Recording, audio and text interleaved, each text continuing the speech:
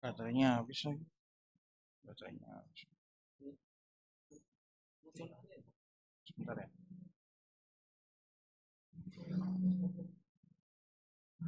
Saya pindahin. Lagi mati.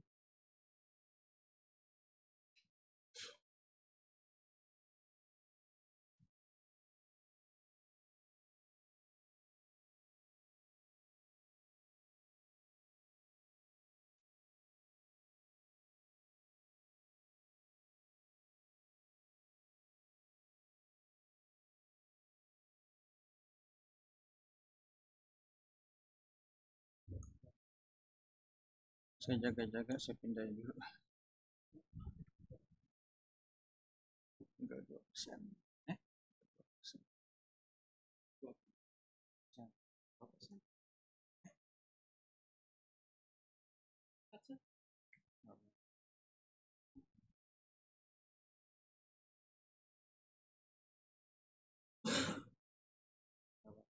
Saya pakai dulu, nanti kalau udah mati saya pakai.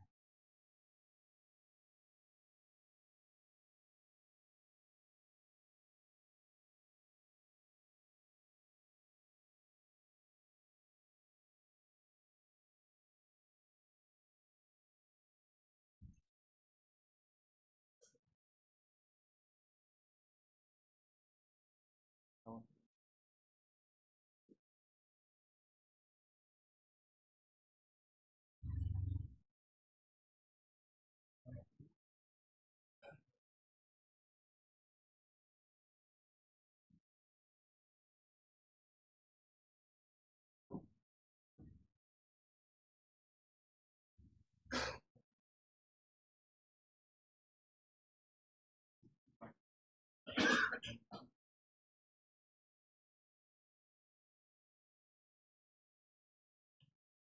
Sebentar.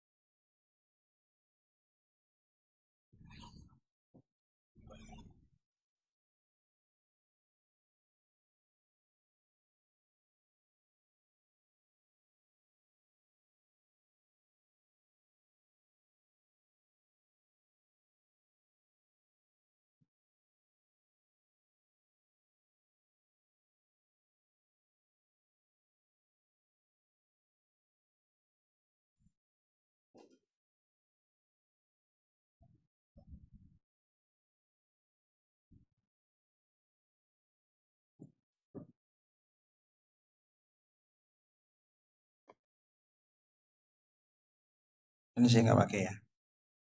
Soalnya udah tinggal 1%. Jadi nggak ada ininya, nggak ada kesananya. Situ juga nggak ada. Apa?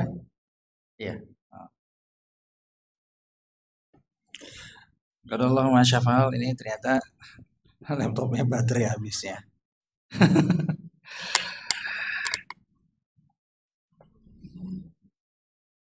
Jadi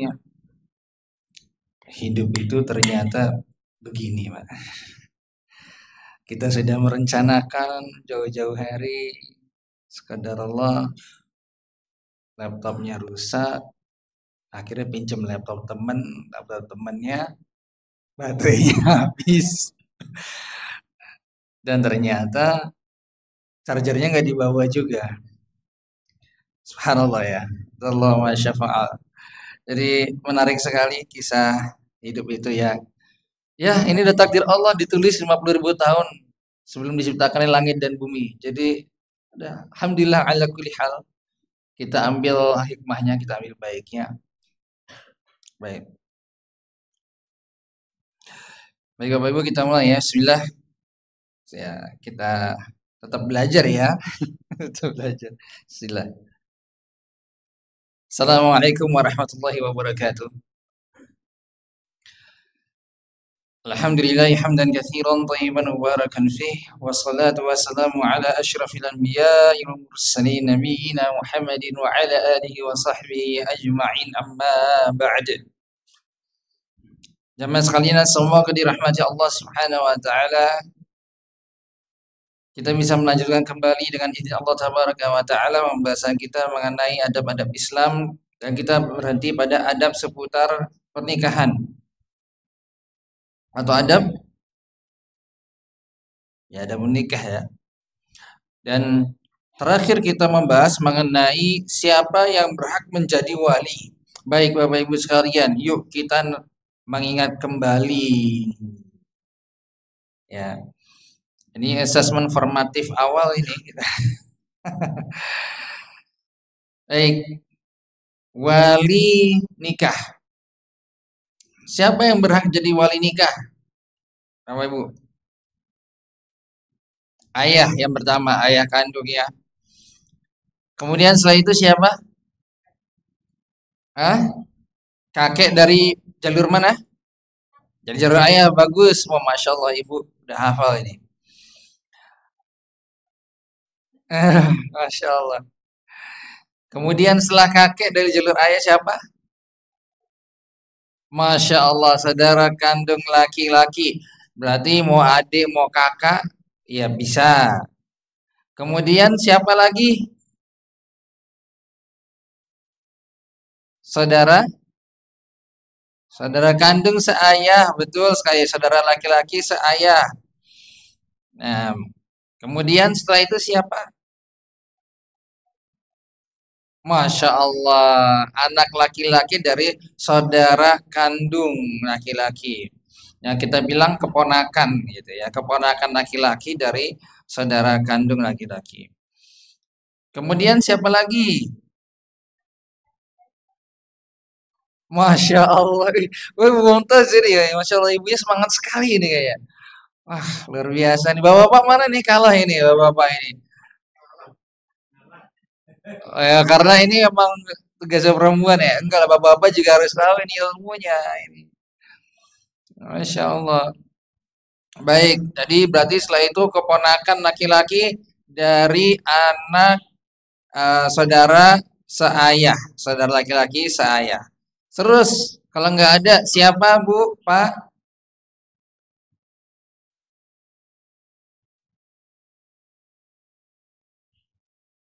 Tadi sudah anak laki-laki dari Masya Allah, paman yang paman kandung jadi gini, saudara laki-laki kandung dari ayah, gitu ya, paman seayah seibu. Kemudian siapa lagi? Paman seayah. Paman di sini maksudnya saudara laki-laki ayah ya, ayah kandung kita. Bukan paman maksudnya yang menikah dengan tante kita. Ya, itu bukan itu. Kemudian setelah itu siapa? Masya Allah, anak laki-laki dari paman seayah seibu. Dan terakhir adalah anak laki-laki dari paman seayah. Ini namanya apa ya? Sepupu ya? Laki-laki. Nah, Masya Allah. Masya Allah. Dan nanti semuanya tidak ada, maka kembali ke wali hakim. Ya, Masya Allah. Baik. Kemudian semuanya ini adalah bentuk dari urutan berhak menjadi wali pernikahan. Baik, kalau begitu menjadi wali tidak sembarang orang, ya meskipun tadi sudah ada urutannya, tapi tidak sembarang karena ada syaratnya. Syaratnya apa nih Pak Bu?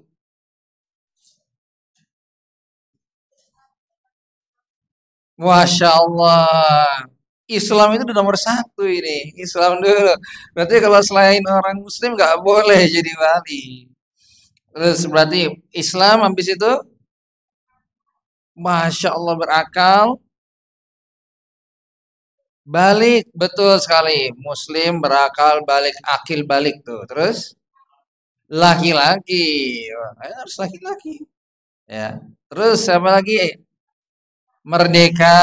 Kalau zaman dulu itu ada perbudakan dan kalau orang merdeka, maka yang orang merdeka yang boleh menjadi wali. Kemudian terakhir adil, masya Allah ini. Wih, ibunya just bapaknya kemana ini? Ayo Pak, udah berapa 10-0 ini? Masya Allah. Luar biasa barakallahu fikun. Masya Allah. Baik, itu adalah 6 syarat. Ya, harus dipenuhi bagi wali. Jadi meskipun dia ayah kandung, penuhi enggak walinya ini kesyaratnya. Kemudian ayah nggak ada, kakek berarti kakek memenuhi nggak syarat ini? Nah, memenuhi. Ternyata nggak ada, berarti setelahnya seperti itu ya. Baik, luar biasa.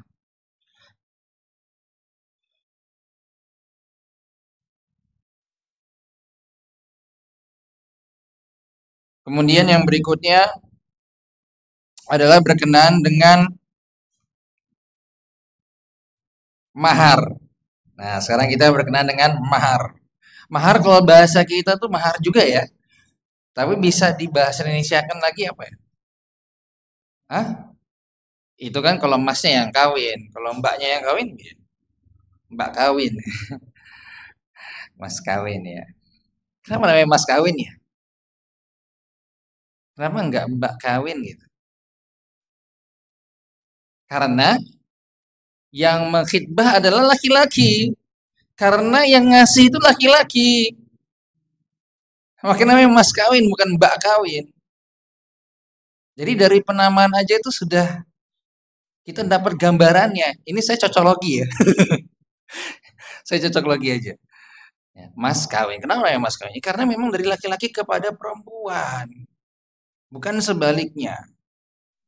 Ya, baik. Kalau begitu kira-kira apa sih mahar ini, mas kawin? Kira-kira apa? Seperangkat alat sholat dibayar tunai, bukan? Ya itu bentuknya, tapi bentuk mahar. Di antara bentuk-bentuk mahar mas kawin memang seperti itu. Ada yang lain lagi. Nah, tapi kita mau tahu nih mahar ini apa sih? Masya Allah, itu secara hukum betul, Masya Allah. Tapi kita pengen tahu nih, mahar ini apa? Mas kawinnya ini apa? Secara pengertiannya. Hmm? Uang tembusan. Ada yang disekep ya, Pak? Uang tembusan. Baik. Mahar atau mas kawin ini adalah suatu bentuk kewajiban dari laki-laki kepada perempuan yang hendak dinikahi atau hendak di hubungan biologis. Dan itu dibayar atau disebutkan di saat akad ijab kabulnya. Kemudian dia bisa berupa harta, bisa berupa jasa. Sekali lagi, ya. Jadi mas kawin atau mahar ini bisa berupa harta yang bisa bermanfaat. Jadi sesuatu yang memang itu bisa dimanfaatkan bagi perempuannya, artinya dimanfaatkan bagi dirinya ataupun bisa diperjualbelikan. Kemudian ini juga bisa bentuknya jasa. Jasa juga bermanfaat bagi perempuannya. Baik. Ada yang di sini nggak kira-kira yang mengetahui kok mahar mas kawin bisa berupa jasa? Kira-kira apa itu? Kan biasanya kan kalau apa di sekolah itu kalau guru ngajar itu tuh pengen tahu harus kita mulai dari mana pelajarannya, itu biasanya dikasih kayak gini pertanyaan ya. Dikasih apa namanya asesmen formatif awal dulu nih biar tahu kita mulai dari mana. Kira-kira ada yang tahu nggak, Pak? Atau pernah Bapak di sini ada yang maharnya jasa? Ada? Ayo. Kalau harta paham ya, harta mah kita tahu semua insya Allah. Ya, bisa berupa uang, bisa berupa eh, emas, perak, ya apapun seperangkat alat sholat, apapun itu. Yang penting bisa diperjualbelikan bermanfaat bagi perempuannya. Baik. Kalau jasa ini sebenarnya terjadi di masa Nabi Musa juga sudah terjadi kalau nggak salah, ya. Nabi Musa alaihissalam ketika dinikahi sama Nabi Syuaib untuk menikahi dua putrinya itu kan diminta untuk apa? Kata Nabi Syuaib kalau di dalam Al-Quran itu yang dimana saya mengambil maknanya yaitu ingin menikahkan Nabi Musa dengan putrinya. Kemudian hanya cukup dengan maharnya yaitu bekerja untuk ayahnya, untuk si Nabi Syuaib selama 10 tahun, tapi dikurang, dikortin jadi 8 tahun. Nah, itu adalah jasa sah nikahnya. Jasa. Jadi di sini ada nggak yang nikah terus misalkan ada si Fulan udah makhitbah nih, mau siap-siap makhitbah si perempuannya. Ternyata perempuannya ini punya seorang ayah, punya perusahaan di mana-mana. Kita kan menghayal dulu sih.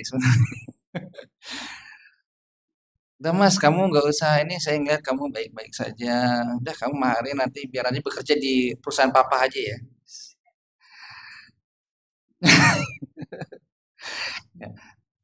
Selama 10 tahun lah nanti. Nanti setelah itu setelah bebas lah kamu mau berkelana kemana silahkan. Masya Allah itu siap gerak. Luar biasa ya. Ya, kemudian yang lain lagi ada jasa yang misalkan seperti eh, kasusnya di mana diriwayatkan dari sahabat Sahal bin Sa'ad radhiyallahu anhu. Pernah suatu ketika di mana Nabi SAW dengan para sahabat terkali itu ada seorang wanita mendatangi Nabi SAW untuk minta menikah dengan Nabi SAW. Tapi Nabi SAW saat itu tidak tertarik dengan wanitanya. Lalu ada seorang laki-laki, seorang sahabat yang berdiri pengen menikah dengan wanita tersebut. Ya Rasulullah, tolong nikahkan saya dengan wanita itu. Maka Rasulullah menanya, loh kamu punya apa? Kamu punya apa yang bisa diberikan kepada si wanita ini? Maksudnya maharnya, mas kawinnya apa? Katanya, wah saya nggak punya apa-apa. Lalu kata Nabi SAW, ya udah kamu cari dulu, kamu pulang dulu deh. Mungkin di rumah ada sesuatu yang bisa diberikan. Baik, baru pulang tuh ke rumah. Cari-cari, balik lagi, ternyata nyampaikan ke Rasulullah, Rasulullah nggak punya apa-apa ini saya, nggak ada apa-apa, nggak ketemu apa. Ya, terus akhirnya, udah kalau gitu kamu cari, unzur, ya, khataman, walau walau khataman min hadid. Carilah meskipun itu hanya cincin besi, hanya cincin besi. Kira-kira ringan nggak ini? Kata Rasulullah cuma cari cincin. Kalau ada cincin besi aja, udah itu bisa jadi mahar. Cari nggak ketemu, nggak ada ya Rasulullah. Tapi saya punya ini sarung saya, saya pakai. Saya kasihkan ini buat mahar ya Rasulullah. Saking pengennya nikah. Apa kata Rasulullah? Lah kalau ini dikasih, ini kalau mahar itu adalah jadi milik si perempuan. Kalau kamu berikan jadi mahar, maka kamu pakai apa?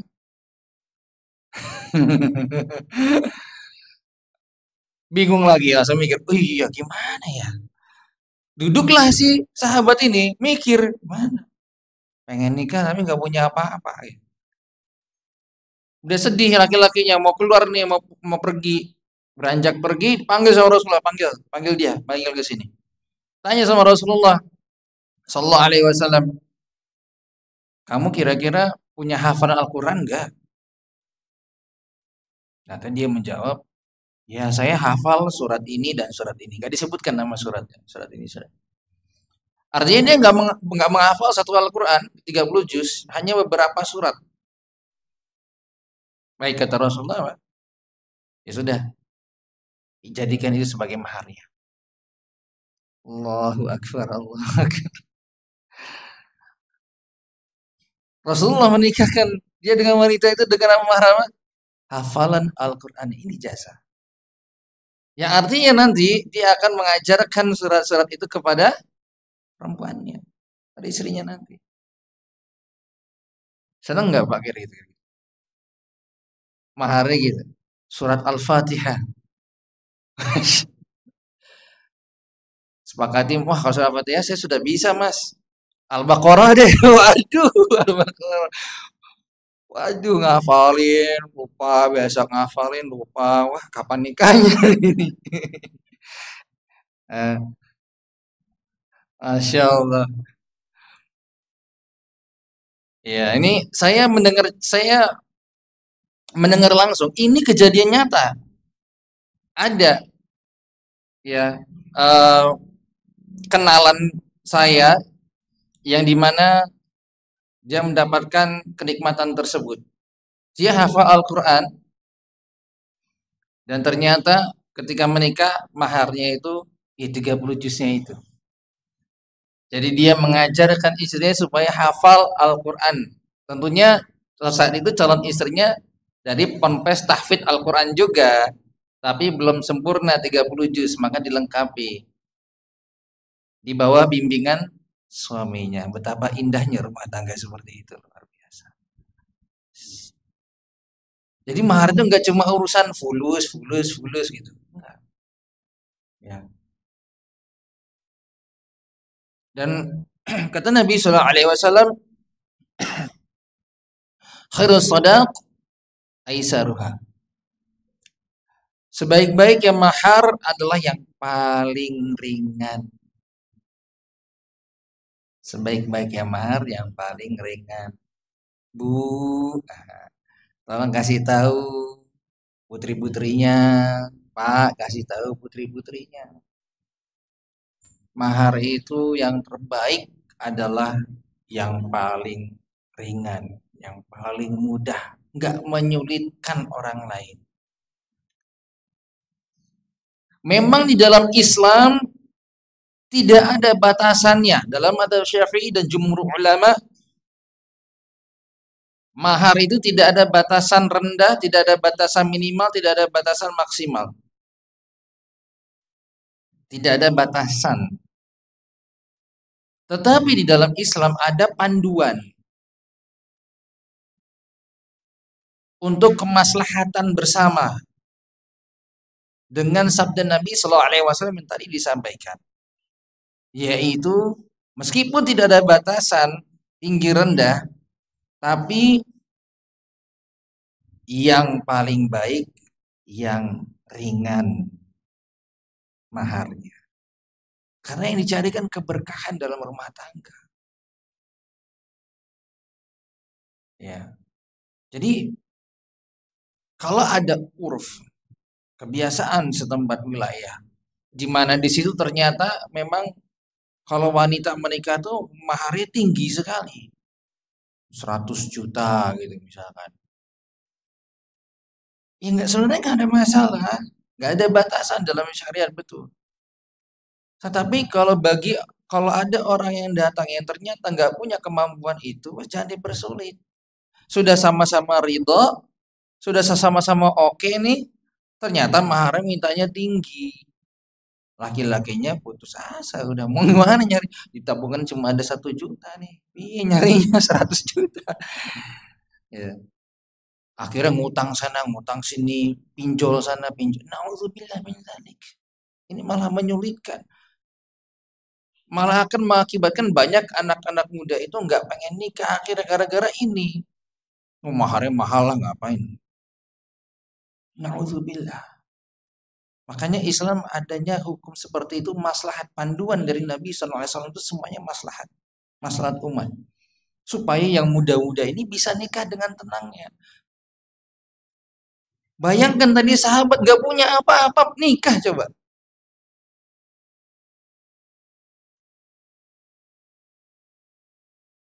Sudah taraf wajib nikah, nikah.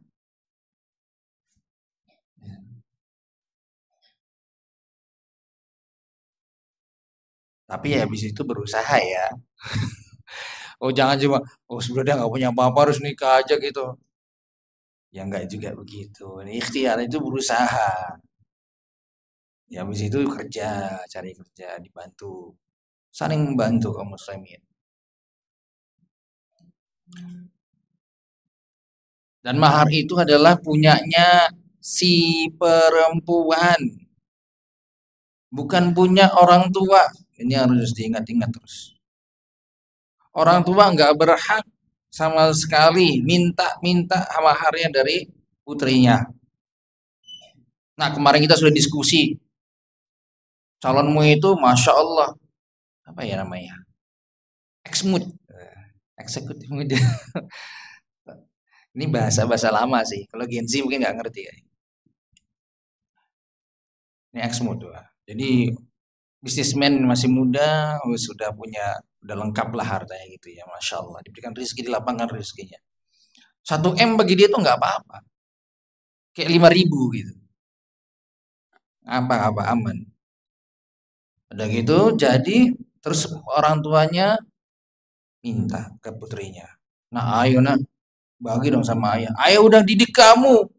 Ayah sudah ini, biayain kamu kuliah S1, S2, S3, SLR.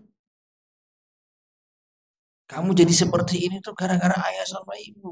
Kamu mau durhaka. Nauzubillah, ini kalimat-kalimat yang tidak baik seperti ini. Ya. Toh nanti kalau putri yang ngasih itu adalah sedekah, alhamdulillah. Kalau enggak pun tuh punya istri, punya si putri. Biarkan. Ya. Maka dari itu, kalau sudah ada keridhaan dari dua belah pihak, wes maharnya yang ringan-ringan saja. Supaya datang keberkahan. Sebagaimana Nabi SAW sampaikan tadi.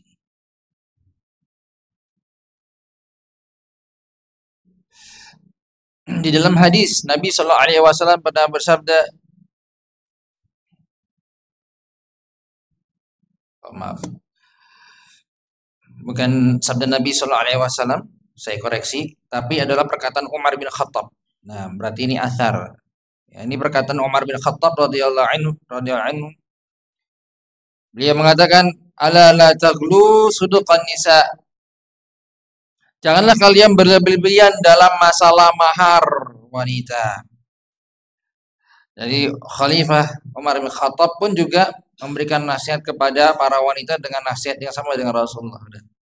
Jangan mahal-mahal, jangan berlebihan, jangan tinggi-tinggi. Ya. Ada yang tahu nggak kira-kira maharnya putri Nabi Sallallahu Alaihi Wasallam?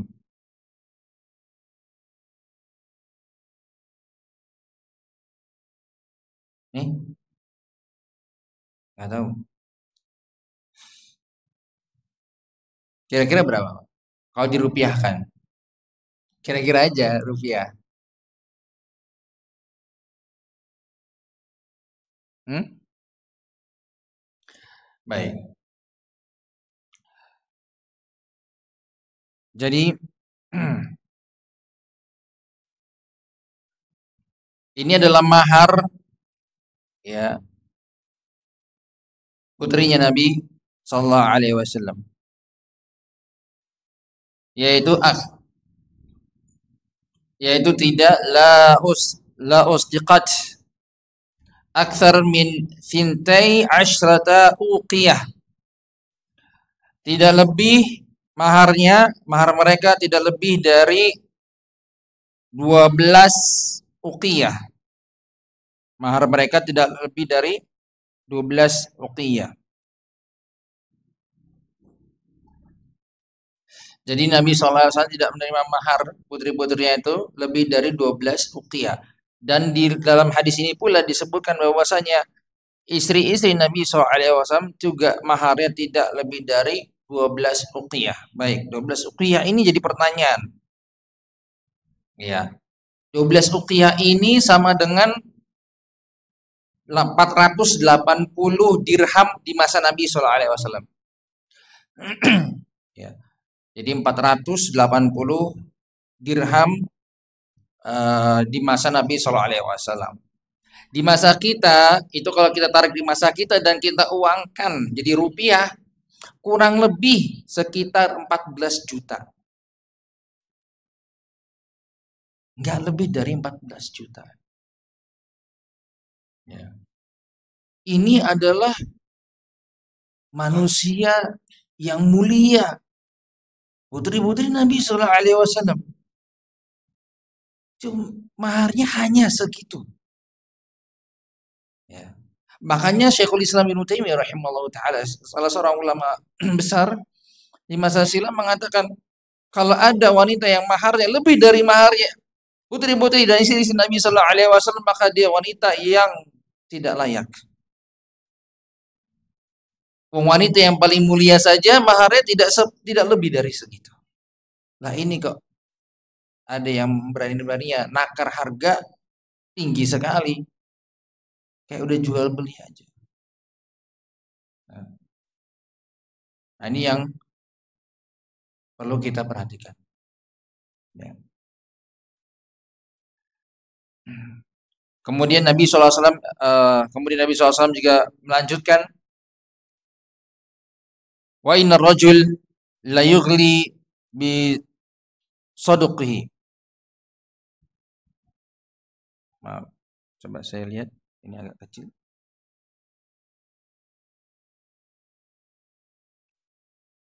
Baik. Wa innar rajula la yughli bi sadaqati imra'atihi hatta yakuna laha adawatu fi nafsihi. Sesungguhnya seorang laki-laki itu memberatkan dirinya untuk memberikan mahar kepada istrinya. Jadi ada laki-laki dia memberikan mahar. Ini bahayanya kalau dipaksa untuk maharnya itu tinggi. Dia memberatkan dirinya karena sudah oke, dua belah pihak sudah oke, ternyata maharnya tinggi, maka dia paksakan memberi mahar yang tinggi kepada istrinya. Sehingga timbul permusuhan, kebencian di dalam dirinya. Dan ia mengatakan, aku telah menanggung maharnya untukmu sampai aku berkeringat dan sampai aku harus menjual tali qirbah. Di sini menunjukkan bahwasanya si laki-laki sini sudah berusaha, ya, banting tulang, berupaya keras untuk bisa memberikan mahar tersebut. Dan ketika dia ngasih tidak rela, tidak ikhlas. Ini yang tidak kita inginkan. Maka perlu diperhatikan mengenai mahar ini bagi kita, keluarga kita, dan teman-teman kita di luar sana. Sampaikan ini kepada mereka, sampai ini.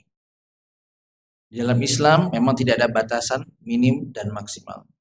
Tetapi kata Nabi SAW, saya tutup kembali dengan sabda Nabi SAW bahwasanya khairu sadaqi aisaruhu. Sebaik-baiknya mahar adalah mahar yang paling ringan. Begitu juga dengan nikah. Wa khairu nikah aisaruhu. Sebaik-baiknya pernikahan adalah pernikahan yang mudahkan. Kalau ada saudara kita yang sudah wajib nikah dan dia masih ada kekurangan untuk bisa membiayai, maka bantu dia. Bantu. Ya, perlu kita bantu.